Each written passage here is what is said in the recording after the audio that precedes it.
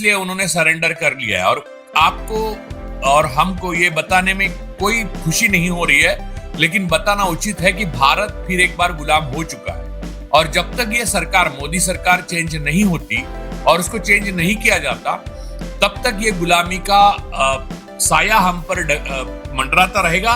और ये इन्होंने इतने इन्फिल्ट्रेट कर दिए हैं अपने लोग, मोसाद, इजराइल, ज़ायोनिज्म और सारी चीजों ने, कि हमारे जो पारंपरिक मित्र थे जैसे कि रशिया था, ईरान थे, इनसे हम तो करीब करीब दुश्मन ही हो गए। अब रूस ने सीधे सीधे पाकिस्तान को बाय रोड आने की, रशिया से आने की अनुमति, यानी रोड बना रहे हैं वो लोग अब वहां पर। तो हमारा कोई मित्र नहीं रहा। मैं एक सेकंड रोकूं, बाई रोड और बाई प्लेन, देखिए दो ऐसी प्लेन सुविधाएं शुरू हुई हैं जिस पर भारत को सोचना चाहिए और बहुत ज्यादा सोचना चाहिए। बांग्लादेश यानी ढाका से सीधी कराची और मॉस्को से सीधे इस्लामाबाद एयर सर्विस शुरू होने की बात हो रही है।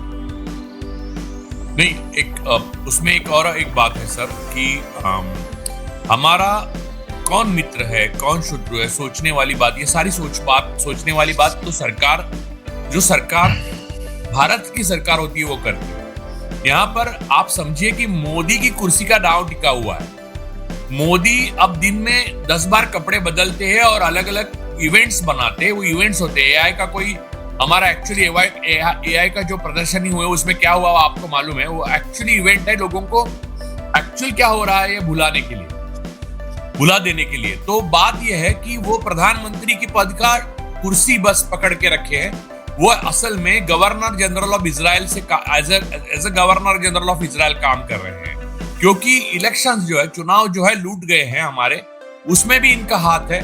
और जो लगातार निरंतर चुनाव जो हम लोग यानी निष्पक्षता से लड़ नहीं पा रहे हैं, कोई भी विपक्ष, और लेवल प्लेइंग फील्ड नहीं है, उसमें भी इनका हाथ है। और ये सारी चीजें इसलिए हो रही है बस मोदी और उसके साथियों की कुर्सी बची रहे, क्योंकि अगर वो उतरते हैं कुर्सी से तो सीधा जेल जाए। तो इसलिए ये सारी कवायद हो रही है। तो भारत की सामरिक शक्ति, भारत का विजन, भारत की आने वाले 20 साल की दृष्टि, ये सारी चीजें बातों में मोदी जी जो बात करते हैं उसका कोई वास्तव से संबंध नहीं है। जो चीजें आ रही है वो एक एवलांच से कम नहीं है और पूरा देश को बर्बाद करने के लिए वो हमारे सामने आ चुकी है। इजराइल और नेतन्याहू को बेसिकली सारी दुनिया में एक क्रिमिनल घोषित कर दिया है, क्राइम अगेंस्ट ह्यूमैनिटी की उसने एक पार एक्सीलेंस कर दी है। तो उसको ये गले लगाने जा रहे हैं 25 और 26 को, सिर्फ इसलिए क्योंकि देखिए इनके ऊपर और इनके मित्रों के ऊपर सब संकट आते हैं, आपने देखा होगा पहले भी, तो सीधा वो इजराइल चले जाते हैं। इसका मतलब यहाँ मैं एक बात बताऊं राजू भाई, आप तो जानते ही हैं, दर्शकों के लिए बता रहा हूं कि आईसीसी का वारंट है नेतन्याहू के खिलाफ। हालत यह है कि सारे समर्थन के बावजूद यूरोपीय देश उनका स्वागत नहीं करते हैं। यूरोप के ज्यादातर देशों ने उनको मना किया है अपने यहाँ आने से। नेतन्याहू से मुलाकात करने के लिए भी, मैं तो रेगुलर इजराइल को फॉलो करता हूँ, यूरोप के देशों के नेता नहीं आते हैं, लगभग नहीं आते हैं यूरोप के देशों के नेता। और वैसे में एक क्रिमिनल जिसको आईसीसी ने, जिसके खिलाफ वारंट जारी किया है, भारत वहां जा रहा है मिलने के लिए, नरेंद्र मोदी वहां जा रहे हैं मिलने के लिए। और दूसरी बात सर ये है कि नेतन्याहू का कल स्पीच आपने देखा ही होगा, वो बड़े आत्मविश्वास से अपने लोगों को वो बोल रहे हैं कि भारत बड़ा देश है, 1.5 बिलियन पॉपुलेशन, यानी हमको मोदी बेच चुके हैं।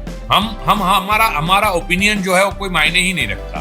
तो 1.5 बिलियन के लोग we are enormous popular in India. किसने बोला भाई?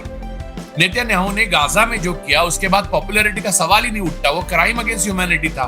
भक्तों के बीच में पॉपुलर है, भक्तों के बीच में पॉपुलर है, भक्तों के बीच में पॉपुलर थे सर। वो भी मोसाद ने जो प्रोपागेंडा मशीनरी भारत में 2014 से खड़ी की है, आरएसएस और बीजेपी के संगठन के माध्यम से, और उसमें हिंदुस्तानी भी शामिल है, तो उसकी वजह से ये पॉपुलैरिटी का एक दिखावा बन गया है।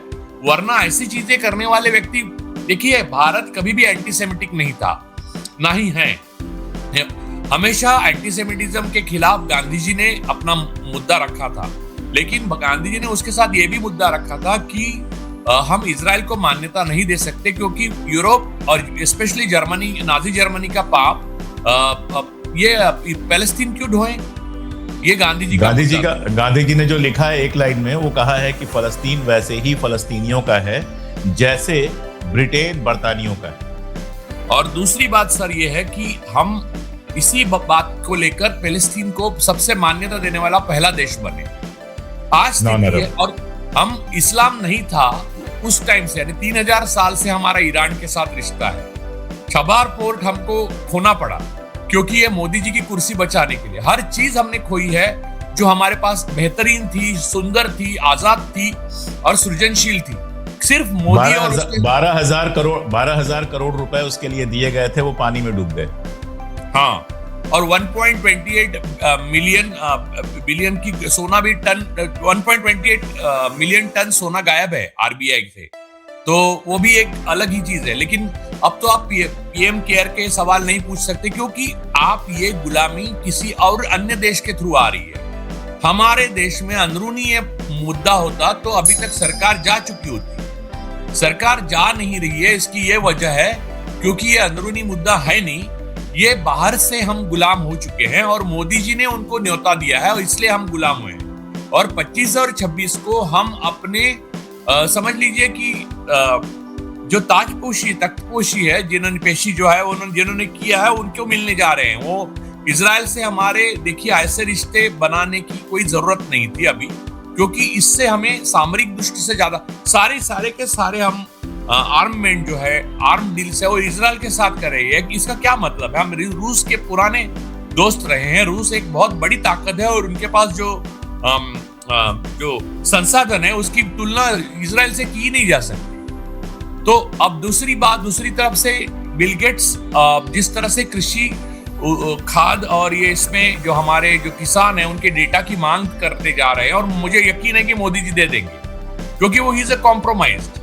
तो वो दे देंगे तो कृषि हमारा इंटेलेक्चुअल प्रॉपर्टी, हमारी जो ओरिजिनल संसाधन है, हमारे बीज है। वंदना शिवाजी ने बहुत पहले से कहा था बिल गेट्स के बारे में, उनकी फिलांथ्रॉफी एक नकाब है, असल में वो बीज का बैंक बना रहे हैं जिससे भारत और अन्य देशों के में जो ओरिजिनल खाद बनता है, ओरिजिनल जो ऑर्गेनिक जो फार्मिंग होती है, वो उसे पूरी उसको नस्ल को वो बर्बाद कर देगा। और बिल गेट्स का आप पूरा चाल चरित्र अब देख ही चुके हैं, जहां जहां गया उन्होंने बर्बाद कर दिया है। उनकी वाइफ जो यानी एक्स वाइफ जो है मेलिंडा गेट्स, उनका भी आपने इंटरव्यू तो पढ़ा ही देखा ही होगा। उसके बाद ऐसी कौन सी आफत आ गई है कि उनको इतना घूमने फिरने की चंद्रा बाबू ले जा रहे हैं। चंद्रा बाबू और नीतीश कुमार का नाम इस देश के इतिहास में बहुत काले अक्षरों में लिखा जाएगा, क्योंकि उनकी बैसाखियां लेकर मोदी जी वो 240 को पार कर पाए। तो ये लोगों ने जो कर रहे हैं वो शुद्ध देशद्रोह है और हम गुलाम हो चुके हैं, इसमें कोई शक नहीं है सर। और अनफॉर्चुनेटली ब्लैक रॉक की हिस्ट्री और रॉथस्चाइल्ड की स्पेशली हिस्ट्री ज़ायोनिज्म से जुड़ी हुई है। और ये जो नया वर्ल्ड ऑर्डर आने जा रहे हैं उसमें मोदी जी कह रहे हैं हम लोग सेंटर ऑफ द यूनिवर्स, वो हम नए वर्ल्ड ऑर्डर में गुलाम होने जा रहे हैं। वो तो मोदी जी को अपनी सुख साधन और कपड़े बदलने और उनके तख्त पे बैठने की सुविधा मिल रही है, इसलिए वो अनाप शनाप लिखते जा रहे हैं उनकी कोठरी और वो। लेकिन ऐसा एक्चुअली भारत के लोगों के साथ हित में कुछ नहीं हो रहा है। और भक्तों का जो मानना है ना कि ये सब ठीक हो रहा है, कुछ ही दिनों में उनको पता चलेगा कि जिस तरह से वो एवलांच आएगा उसके बाद कोई भक्त, कोई बीजेपी, कोई आरएसएस कुछ नहीं बचेगा। गुलामी अंततः और प्रथमता और अंततः सबको गुलाम बना देती है। तो देखिए जो संस्थानिक थे, जैसे कि हमारे यहाँ ब्रिटिश ईस्ट इंडिया कंपनी के जो महाराजा थे, वैसे मोदी जी जीना चाहते हैं। वो जिए, लेकिन हमें क्यों गुलाम बना रहे हैं भाई? हमारे पूर्वजों ने बहुत हिम्मत से और बहुत मेहनत से लड़ाई लड़ी और आजादी पाई है। उसको अक्षुण्ण रखने के लिए 2 प्रधानमंत्रियों ने अपनी शहादत दे दी है। तो फिर भी हम फिर से गुलाम होने जा रहे हैं सिर्फ मोदी जी की कुर्सी बचाने के लिए। ये कुछ ठीक नहीं। और उनके साथियों के पैसे, उनके पावर, उनको बचाने, अक्षुण्ण रखने के लिए, तो ये सब बहुत गलत हो रहा है। और भारत एक बहुत ही गंभीर समस्या से जूझ रहा है। और भारत के इतिहास में आजादी के बाद पहली बार ऐसा हुआ है कि भारत की आजादी, स्वतंत्रता, संप्रभुता पर क्वेश्चन मार्क लगा है। जो आपने कहा कि अपने सदन कमांड में गए हैं अमेरिकन, उन्होंने ट्वीट डाल के ऐसा सर्जियो गोर। सर्जियो गोर, जिस तरह से ट्वीट डाला उससे पता चलता है कि मैं अपने एक कॉलोनी में जा रहा हूँ, ऐसा कहना जैसे। एग्जैक्टली पहले वॉइस राय जैसा डाला कर, अगर उस वक्त ट्विटर होता तो समझ लीजिए लॉर्ड डलहौसी, लॉर्ड कर्जन ऐसा डालते कि मैं आज वहां वो कमांड में गया था, मिलिट्री की देख वो किया। तो ये सब जो मोदी जी ने खोल दिया है वो इसलिए खोला है क्योंकि वो सर अपने आप को बचाने के लिए वो उन्हें चोक किया गया, जैसे राहुल गांधी ने कहा एग्जैक्ट सही है। उनको किसी का मैं एक सवाल लेकर आऊंगा राजू भाई। हमारे यहाँ दिक्कत यह है कि जानकारी बहुत कम है। हमारे टीवी चैनलों को आप जानते ही हैं, हमारे अखबारों को भी जानते हैं। एंकर जो आ रहे हैं लगातार, वो सिर्फ इतना ही नहीं है कि सरकार के एकदम गुलाम है, ये भी है कि उनको देश दुनिया के बारे में कुछ पता भी नहीं है। जो लिख के दे दिया जाता है बक देते हैं। रॉथस्चाइल्ड वाला मामला मैं आपको बताऊं, आपको क्या बताऊंगा, दर्शकों को बताऊं कि रॉथस्चाइल्ड वो आदमी है, अब तो उसका खानदान है। रॉथस्चाइल्ड वो था जिसने ये कहा था कि मैंने इजराइल को बनाया है। फलस्तीन की जमीन खरीदने के लिए पैसा देने से लेकर वहां बसाना, ज़ायनिज्म का पूरा करना। और रॉथस्चाइल्ड एप्स्टीन के सबसे करीबी लोगों में से था। बिल गेट्स एप्स्टीन के सबसे करीबी लोगों में से था। और एप्स्टीन का मामला सिर्फ इतना ही नहीं है कि वो लड़कियों के साथ जो कर रहा था वो तो हम जानते ही हैं। वो क्यों कर रहा था बहुत क्लियर है। अमेरिका में बहुत क्लियर ये बात है कि वो करता था, उनके वीडियोस बनाता था और उन वीडियोस के सहारे ब्लैकमेल करता था नेताओं को। अगर हम लोग अपना टाइम याद करें, मोनिका लेविंस्की वाला जो कांड हुआ था बिल क्लिंटन के साथ, बहुत लोगों का मानना है कि she was also working for Epstein, she was also working for Israel. तो एप्स्टीन वाज मोसाद, जो दुनिया के बड़े नेताओं, बिजनेसमैन के खिलाफ सबूत इकट्ठा करके इजराइल को देता था और इजराइल उसके भरोसे लोगों को ब्लैकमेल करता था। तो ये एक ऐसा इंटरनेशनल कॉकस है, ये एक ऐसा इंटरनेशनल शिकंजा है जिसमें रॉथस्चाइल्ड जैसे बंदे को देके, जिसको जाना ही इसलिए जाता है कि दुनिया भर की जंगें उसने शुरू करवाई, दुनिया भर का उपनिवेशीकरण किया, क्या क्या नहीं किया, फलस्तीन तो बनाया। ऐसे आदमी को आप एनएससी में सलाहकार बनाते हैं। क्या दुनिया में, देश में पढ़े लिखे या फाइनेंस जानने वाले लोगों की कमी हो गई या खत्म हो गया है? इसका मतलब क्या है? ये जो आप कर रहे हैं इसका मतलब क्या है? ऐसा लग रहा है, अच्छा मुझे ये दिख रहा है कि इस बार बहुत जल्दीबाजी में है ये चुनाव। जिस तरह से 400 पार की उम्मीद थी, हुआ नहीं। 300 पार भी नहीं हुआ। नायडू साहब जैसे नहीं होते और हमारे नीतीश जैसे नहीं होते तो सत्ता में भी नहीं होते। इसलिए इस बार सत्ता में आने के बाद मोदी बहुत जल्दीबाजी में लग रहे हैं, फटाफट सब कुछ करने का। ऐसा तो नहीं है कि अंदेशा हो गया है कि बहुत वक्त नहीं है?